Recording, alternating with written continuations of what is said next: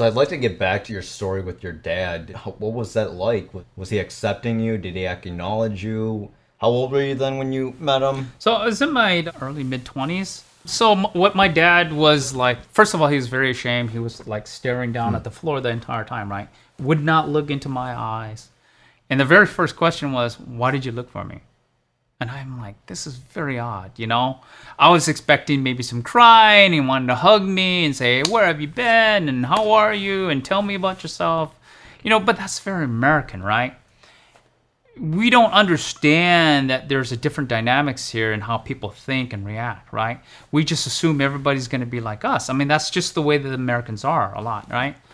And so, you know, they're more about, you know, Confucian standards and way of thought. So it's about, you know, saving face and being embarrassed. And he was very embarrassed about that situation. Did you feel like he rejected you in a way or...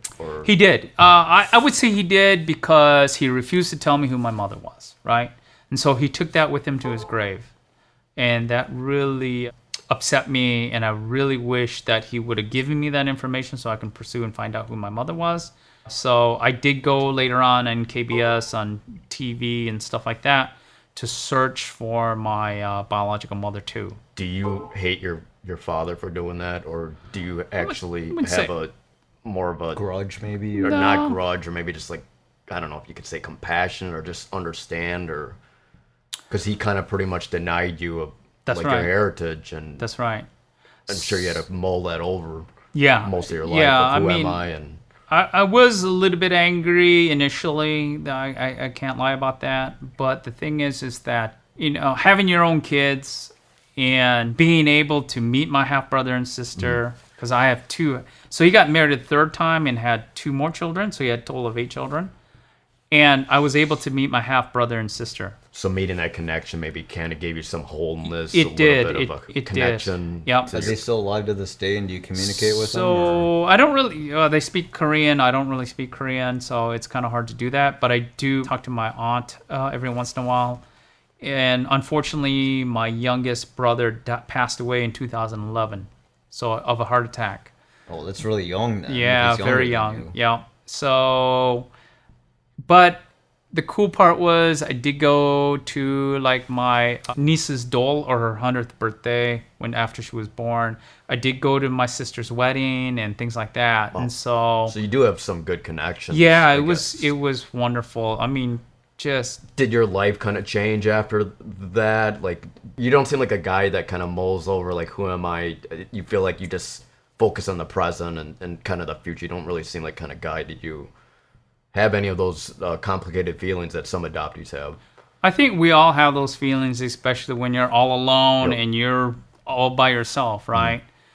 Those things always creep up, right? Just like PTSD may creep up after a war and so on. So the thing is that what are you going to do about it? So for me, that's what drove me to, again, I want other Korean adoptees to experience what I felt. I want Korean adoptees to go out there, and I want to make sure that they're well taken care of, especially those that don't have a voice. I want to make sure that we go out there and we do these right things and provide some, you know, good outcomes and justice, and a place for us to share our stories and to be able to help each other, right? Was it this story that kind of inspired your 325 camera organization, or did that happen much later? Or? So for 325 camera, I got to give that credit actually to Catherine Kim. Okay. So she and I started talking. I said, wow, this sounds very interesting. I got a proposal for you. Let me do some DNA testing. So I explained some things to her. Was 25% of the 200,000 Korean adoptees, 25% or so reside in Europe. There's about 50,000 Korean adoptees in Europe. So about half of them are in France, and about 40% reside in Norway, Denmark, and Sweden. And then the next biggest group, I think there's around 6,000, 7,000 within Germany.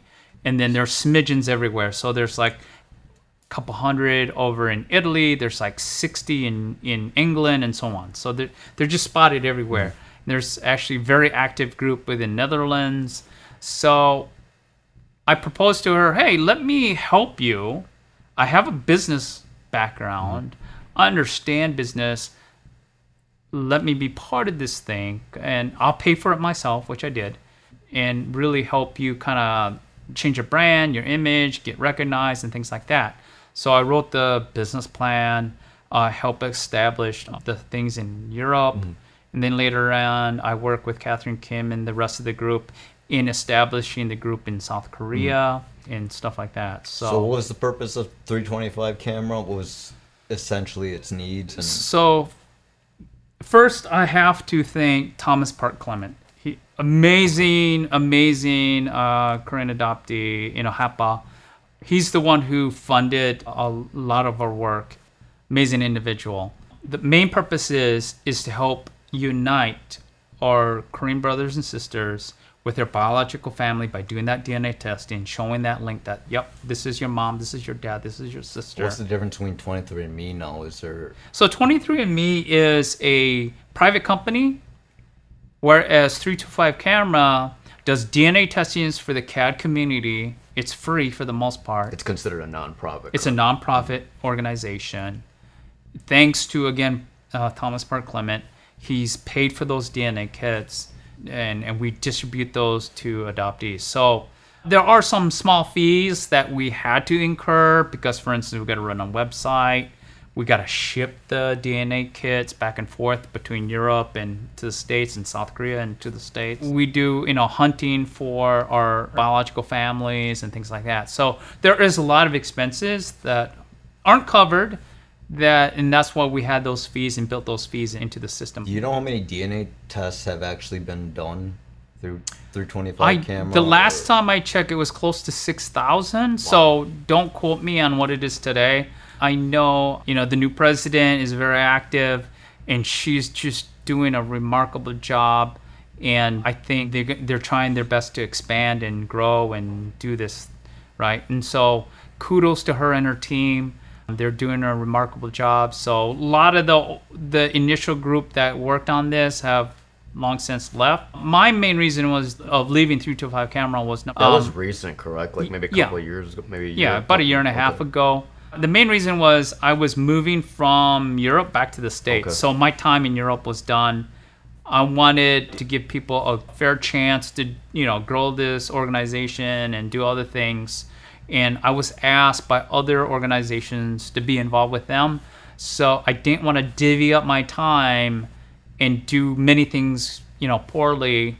So therefore I stepped down as a board of directors, the head of European operations and things like that. So I stepped down as that and took on other types of work. So are you involved in any other adoptee organizations then? Maybe you can explain a little bit. I know you said ICAV. Yeah. And so, maybe once previously if you were. Sure. I'm kind of curious. So yeah, currently I'm working with ICAV, which is Intercountry Adoptee Voices, and that's for all intercountry adoptees. So they don't care if you're Ethiopian or, from wherever, right? So again, Linnell Long, who lives and works in Australia, started that. I didn't know she's an Australian adoptee. Yeah. That's interesting. And she's also did a lot of work in passing legislation over in Australia that for those adoptees that were not covered to get citizenship. She learned and worked with that group that got that legislation passed in Australia. So kudos to her and her team. So Australia has like a full-on citizenship for the Australian adoptees, you're saying? Yes. Wow, but before it wasn't present. So that's who I speak to learn from them and how do they do the things that they've done, how do they pass the legislation and all those things. So what makes it different from Australia? Why does Australia give it to the people, and then what's wrong with the United States? I know you're probably really familiar with what's going on there. Sure. So I think the problem is that we're too fractured as NGOs. We don't really work in concert with each other and help each other. The United States is? Yeah, the U.S. doesn't do that. For instance, there are great people out there working very hard to pass Adoptee Citizenship Act, such as ARC. So Joy Alessi is working there with that. So a good friend of mine. And there are others. I know A4J is out there and several others, right? The problem is that none of them kind of work together to ensure that we pass legislation. Stand as one voice. To go out there and we do hey, how about you take the, maybe northern portion of the United States, I'll take the southern or whatever, right? And divvy up that workload. Because currently, it seemed like we're close, but we're really far away. So what I mean by that, there's 100 members of House and Senate that says, yes, we're going to back this and support this. 100. That's a lot of folks. I give them credit to that. But there's 435 individuals who that are in Congress. There's 100 senators out there. So that's 535. In order to pass half that, right, you need minimum, or like 267, I think, votes in order to pass this thing. So we're still quite far away from the number that we need to achieve. Is this a Republican versus Democrat thing, or does part really of it matter? Is that, yes. Oh, so there is. Could you explain kind of why the Republicans or maybe the Democrats are for or against the adoption? What's going on there? So I think the Republicans are very anti-crime, right? And so the problem is sometimes we have some adoptees out there talking about our issues and placing people on the pedestal and in the limelight with criminal backgrounds. And I think that's, if you look at how legislation has passed through civil rights and other issues and gay rights and other issues, right? People were very selective on the individuals that they brought forth to members of Congress and things like that. And so I think we need to head towards that same goal and direction. And so I'm working behind the scenes with KAGC, which is a Korean American Grassroots Coalition. Wonderful organizations about civic service and duty for Korean Americans and represent all Korean Americans within the United States. Great friend of mine, Wonsu, I work with him and trying to, again, help pass this legislation for adopted citizenship. Can you explain back. Kind of like the ins and outs? I'm not really familiar. How does that work? Or, like, what are your tasks to kind of ensure the bill passes? Is it more about, like, I don't think it's making videos, but I'm pretty sure it's like something that you guys got to write on paper? Is it mostly because Congress is not aware that there's an Adoptee Citizen Act, or... Yeah.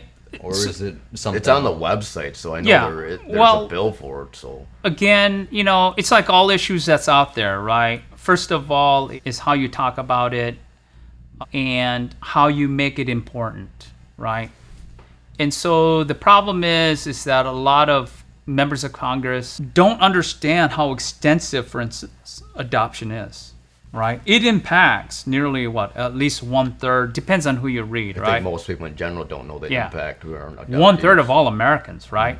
Because it doesn't affect just adoptees. It's that adopted parents and the brothers and sisters and that family dynamic, right? And so it really impacts a lot of us, and that's what we need to present and say, hey, look, it impacts a very large number of your constituents. And we need to pass this thing because it's the right things to do, because it protects families at the end of the day. It is.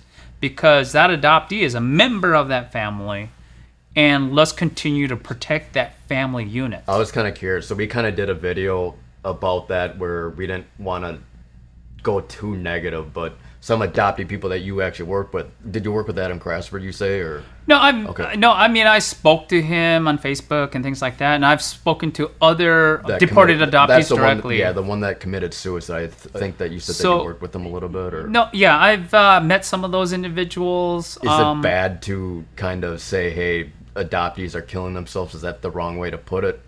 Or yeah, I don't think that's... Is it scaring people away? Well, I don't think it's scaring people away per se, and I don't think that's the right message to tell. Okay? Because, for instance, just adoption itself is a very complex subject, and I've written on it numerous times, and right, wrong, or otherwise, I've tried my best to tell the truth and to look at the full spectrum of how adoption impacts, right? So I know a lot of people think of me as anti-adoption, and it is true. I'm anti-international or inter-country adoption. I am pro-adoption within that country that you're from. And I was wondering, what makes that better, being adopted within country? Could you explain a little bit about that and why? Well, is it related to cultural integration or disintegration? If you're not losing your culture, is that part? It's way more than just your culture, right? First of all, when you assist another country to take their issue for them, it does not shape that country in their behavior and their actions to do the right thing for its own citizens. Gotcha. Right? Mm-hmm. That's number one. Number two, the other issue is that inter-country adoption has been corrupt. There's no denying that. There's so many articles written about this. Could you explain a little bit about that? I know it's like they use it for profit and business. Well, it's more of, so it's illegal practices by many individuals. Mm-hmm. So for instance, there's people who give out finder's fees for bringing me a baby. So there's literally cases of children being stolen and then sold off through adoption, right? So to me, those are just illegal practices that we shouldn't have. Another thing is that, again, that child is taken away from their culture, their language, their food, their everything, right? And to me, that just adds to some of the problems, right?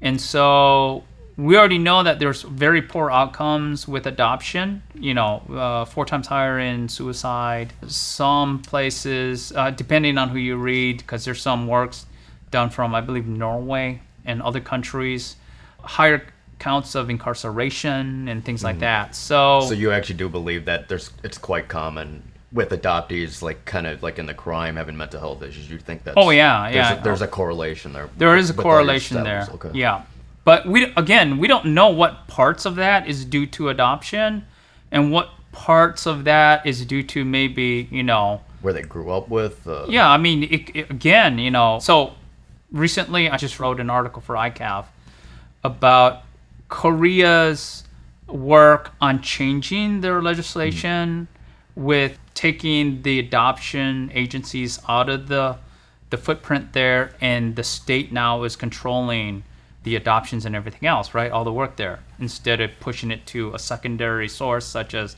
an adoption agency. I think it's a step towards the good because the country has the means to do it themselves. Mm-hmm. I mean, for goodness sakes, South Korea is one of the top 10 wealthiest countries on earth. So they have the money. Mm-hmm. And that's an interesting perspective. I never thought about that. It kind of, when you adopt kids out, it kind of doesn't give them responsibility. So if you keep it in, that's right. I'm just curious though, like, not trying to play the devil's advocate, but wouldn't you agree that Korea is also less willing to adopt internally? Yeah, yes, that's correct.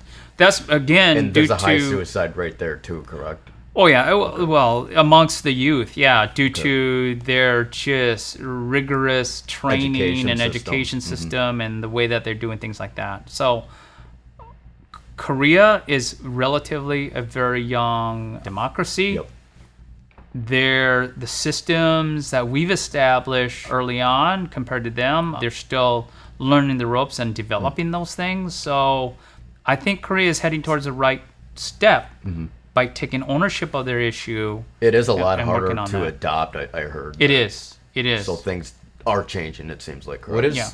Do you know I know it's like a traditional cultural thing, but what do you think is the reason why it's so important to have your own lineage versus adopt a person in Korea and you don't want to adopt? What is the reason behind that? Do you know? So I've actually worked in many orphanages throughout my career, through all over the world. I work with HIV orphans over in Kenya, several of them. I've worked at orphanages in Vietnam, in South America, in Panama, and you name it, all over the world.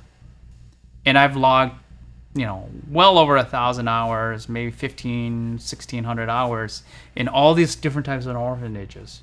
You go to any kid in any of these countries and say, hey, I will give you a new life, but you got to give up your language, your food, and your culture. The kids would rather suffer knowing that they're going to be poor and hungry and stay within that country for the most part. Now, once again, you force that child out and they forget about who they were and what their country was and everything else, right? A lot of us believe that, our life is so much better because of the adoption, right? But when you take that child, when they are right before you take them out, they will scream, fight, cry. They do not want to leave their country, right? I watch videos of all these interactions where a family's going into China or somewhere and they're grabbing their new kid, right? That child is in fear. He's screaming and crying. They don't want to be with that new white couple, right? That Caucasian couple, right? So that's adding trauma to that child's life, right? So I think people don't really address the full spectrum. And as you know, primal wound and other things, there is so much more to that individual, and things that happen to you before you become an adult and you make all those other life decisions and choices. There's things that happen to you psychologically, physically, chemically to that individual. So there's a lot of studies that point out to that some of the things in primal wound are really true. So I'll give you an example. Is in northern Canada, they had a major ice storm and it knocked out all the electricity in very large regions for like 9 to 12 months, for a very long time. And so they were tracking the women who were having babies during that time. And because the mother was under so much stress, the children had high instances of childhood diabetes and, behavioral development problems and other things. And so this notion, a lot of people just scoff at it and take it as, this is hocus pocus, this ain't real, this ain't true. I think they're misspeaking because they don't understand. And of course, we're still learning the science behind this. But those stress hormones and other things that are occurring during that time really does have a play in the development of that child. I was kind of curious. So speaking about this, what is that fault at all these adoptions? Was it the culture? Was it the history? Or is it the individual that practice safe sex? Or the thing is, if Americans are so willing to adopt, why can't Korea adopt their own kind? I don't understand what's the problem. Why is it so hard? It goes back to the Confucian way of thought. What is the Confucian way of thought anyway? So they have this very, very strong belief that your blood matters. Oh, I see. So that's the whole reason. There you go. That's why you can't take another child. So people actually go to great lengths in order to adopt. Sometimes they'll fake a woman being pregnant, and then they'll adopt when it's only an infant, and then they introduce it as though she just had the baby. See what I'm saying? So is that changing at all? No, it's not. So I thought a lot of them are Christian, or is that kind of different? So Korea's still kind of stuck in their ways. You're kind of saying they are. Do you think it's BS and someone should speak out against it, or what are some solutions? Yeah, I think change so. The whole culture or something? So let's look at what Korea wants, what's happening in Korea, and what Korea probably should do. Okay, so what I mean by that is, let's look at the cases of divorce is also rising in South Korea. Okay. Yep. And so mothers now are raising children on their own. Mm-hmm. Even though there's a court order out, fathers still are not paying child support. So to me, Korea needs to fix that. Another thing is that Korea is looking at things systematically and saying, we're going to institutionalize these children, we're going to have these adoption orphanages and things like that. And they'll pay they'll pay 10 times more to run an orphanage rather than giving that money to the mother so that mother can raise that child and have a productive life. Unlike in the United States, Korea doesn't have a very good support system to support single, disabled, and elderly. That's right. So that's probably the reason why. They have a strong discrimination against that kind of thing. They do have a very strong discrimination against single mothers still. And I think that's a hurdle that Korea needs to learn how to jump over. Just like Korea, as you know, is not supporting, gay rights and things like that, right? So how do you force someone that's so traditional? What do you do to get an impact so they start change? I think it's a generational gap. I think the youth is much more accepting. So it's changing. It is changing, but it's very slowly, right? Very slow. So let me give you some other areas in which Korea is changing. So, first of all, as you know, Korea has one of the lowest or the lowest birth rate of any country in the world. Wow. Last time I checked, it was like 0.82. And that's not forced by any rules or regulation like China. Yep. Yeah. So, 0.82. So that means in one generation, they're going to have half as many people. Less than half, right? So the problem with that is that it's going to reshape Korea. And it's going to make them change their behaviors and outlooks and all that stuff, right? For the better or for the worse? Hopefully for the better. Okay. So I'll give you an example on how Korea was reshaped rather quickly on the way of thought and things like that. So I think it was in the 80s and 90s where for a while, for a short period of time, Korea was doing targeted abortions. And so if they know, at that time, Koreans wanted a male child to be the first, right, born. So there was like large classrooms where, 2/3 or 3/4 of the class was like boys for a while, right? So guess what that led to in the future? Well, that led to certain year groups of men having not enough women to be able to marry from. So then Korea had to look externally for that. So lots of Korean men started marrying women from China and Vietnam and Philippines and other areas, right? And so by taking on that foreign bride, that did reshape Korea a little bit to accept more cultures and things like that. Okay. Right? So I think that was kind of forced onto them. Now, I still think, there is issues of racism within Korea because... Did they hate adoptees? Did you struggle with that? How did they treat you when you were there in your 20s? Yeah. Were they warm and welcoming to you, or did they also treat you as an outsider there? Second-class citizen, someone it's pretty much second-class citizen. Koreans would never say that to your face, but it's true. It is true. There's a lot of adoptees that do feel welcome going to Korea, but I think it's just because of vacation. You're kind of like... There you go. It is a vacation. I've lived there. I lived there for 8.5 years. If you live there, what you experience and see is totally different than just visiting there, right? And so I think that does change the lens for many individuals, right? So you do have a large number of adoptees that have been to Korea only for a short period of time. They're like, no, Koreans were so welcoming. They were helpful. They loved me, And I felt so welcome there. But I've lived there for 8.5 years, and Koreans are very racist. I heard that they love white people, like that, but whatever you call it. It's the Western influence. They do like that. I saw that, and they do like that more so than other Asians, right? Well, let me speak further on this. Is that number one is that there's videos out there that shows, for instance, like Malaysian and Filipinos and others that work there within Korea, because there's a lot of foreign workers there now in Korea, are mistreated by the Koreans, right?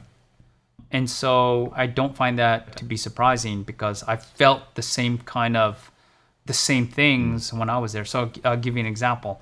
When I was in command, so which is a big deal in the military, I was in charge of, at that time, several hundred soldiers, about 450, 500 soldiers. And I was a commander for this HHC company, and I was in charge. We went to a kimchi factory to visit it. I set that up as part of my EO program to introduce the American soldiers to the Korean culture and stuff like that. So we had a whole group that moved there. And one of the lowest ranking soldier, they were interviewing him, and the person who was in charge of the kimchi factory would speak to him as though he was in charge. Even though I tried to tell him, hey, I'm the commander, I set this up, I'm in charge. Wait, he was white, correct? Yeah, he was white. Okay.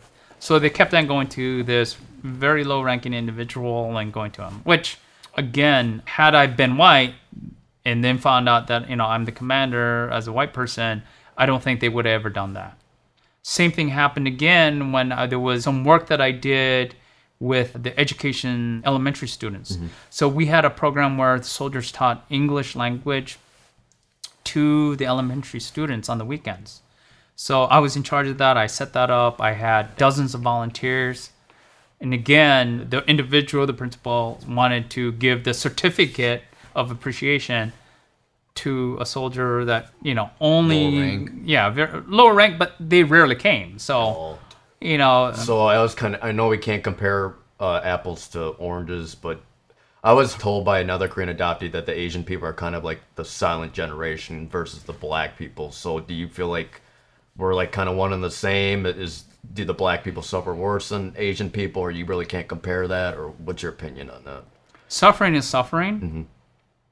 And depending on the individual, right, there's been adoptees that were killed. I mean, is that better or worse than a black person being killed? I think We shouldn't look at it in that limelight, right? We should look at it in, hey, look, it's just wrong.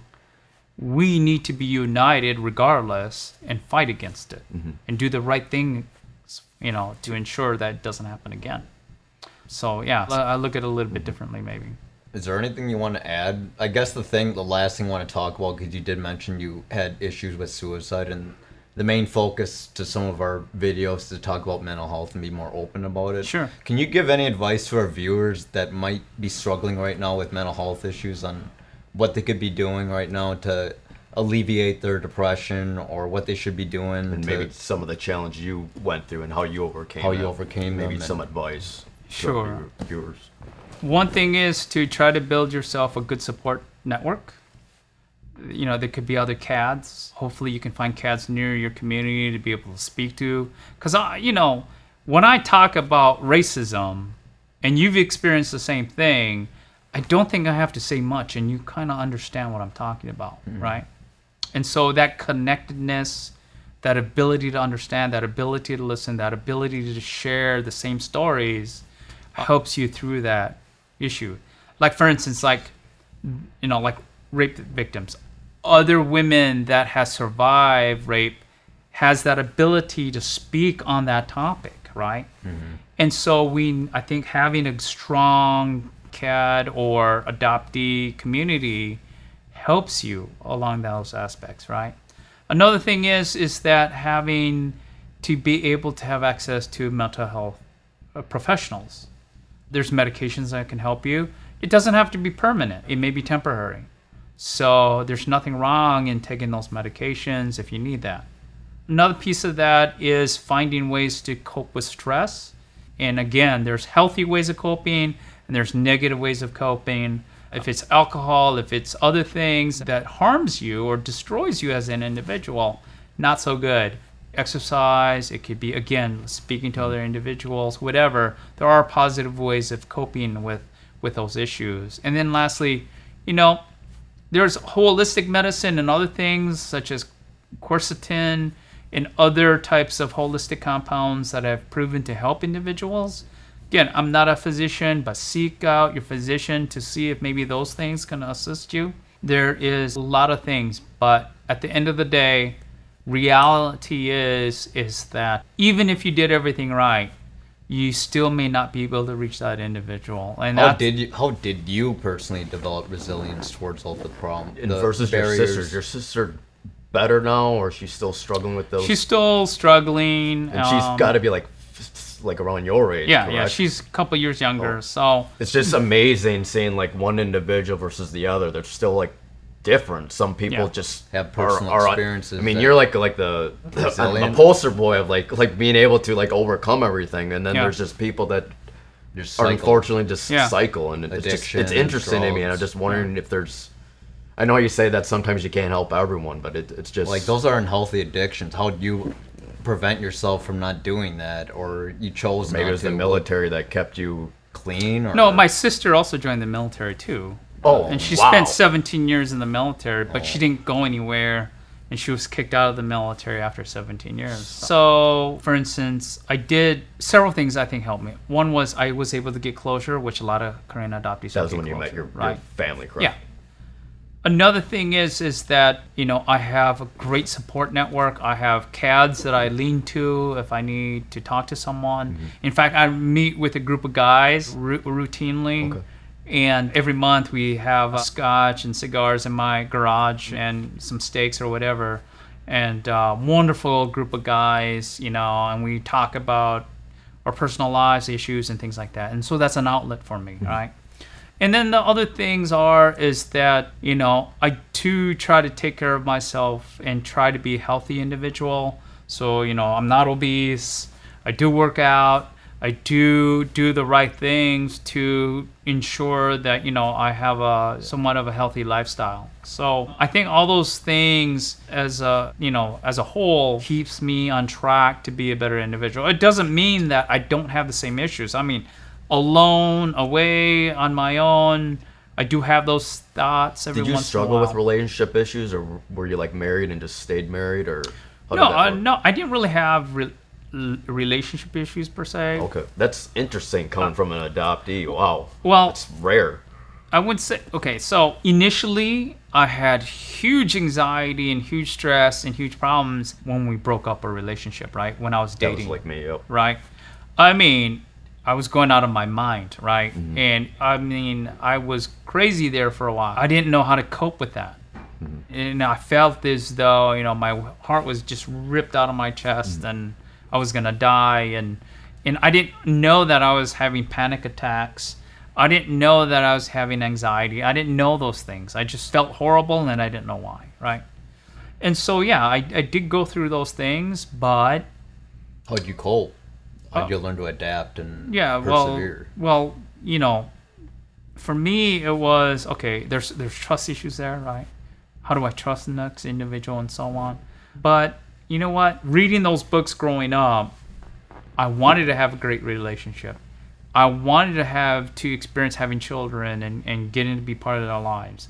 I wanted to travel the world and I wanted to meet other people and so on. So I made an effort to make sure that I did those things throughout my life. So how long have you been married? So we've been married close to 20 years. Oh, nice. Yeah. How many kids do you have? 2. I got Have you ever been to Korea? Have you ever asked them to go? Or so they're 2 daughters, correct? No. I got a son and daughter. My son is okay. in West Point right now. And then my daughter is 16 years old, and I made an effort to take them back to Korea a lot. Mm-hmm. So they've actually did study during the summertime in Korea. So they've done that multiple times. Of course, they were born there and was raised there. Is your wife Korean too? Or? Yeah, she's Korean. Oh, she is. Yeah. Korean. Korean. Oh, yeah, okay. Korean. Yeah, which is I'm surprised. So hard. How fluent are you in Korean? I'm not. So you haven't learned? No, I haven't learned any Korean, no. Oh. I mean, a couple words, you know. You seem like such a smart guy. I thought you'd like read a whole books on them, but I guess not. No. Well, you know, I mean, I tell people I'm just your average guy, so I'm... Well, you're amazing. Well, that just shows. To be honest. Yeah. That just shows, guys, you can be an average guy and still persevere and live a good, fulfilling life if you just, you know, take positive steps to want to change your life for the better. So generally speaking, I think that's... I'm sure Jayme has a ton of stories. I'm actually kind of interested in, like, talking a little bit about, like, his life as a soldier, but I think we're going to cut it. It's already been, like, a 1 hour and a half, and I was wondering, is there anything that you want to address that we talked about for adoptees, or... You know what? I'm just so thankful for the KAD community. Compared to a lot of adoptee communities out there, we are well established in many things. We do still do many things right. There's a lot of caring individuals out there that go out of the way. Again, you know, I met you guys last night at that AK Connection. So there's many organizations like that throughout the entire United States. And so even if you meet up with a couple guys within your own community, you have the ability to do that. So reach out, be part of the community. I think it's quite helpful. It was for me. And so I encourage everybody to be actively engaged with that community and give as much as you can. If people want to reach out to you, is there anything you're okay with that? Or Facebook? Or I'm on Facebook. I mean, I think I'm connected to about... You're probably already well connected anyway. Like 4,000 cats. I'm sure a lot of people would love this interview, so you have a lot to share. So it was actually a great honor to speak with Jayme. And honestly, we actually talked, like, I think online. I was actually thinking about doing an interview online, but then when you actually showed up last night, I was thinking, wow, it's just amazingly cool that we get to do it in person. So thanks for coming out to Minnesota, and thanks for doing this with us. We really appreciate it. All right. Thanks, you guys. All right, thanks. Hey, thanks for what you do. Yep.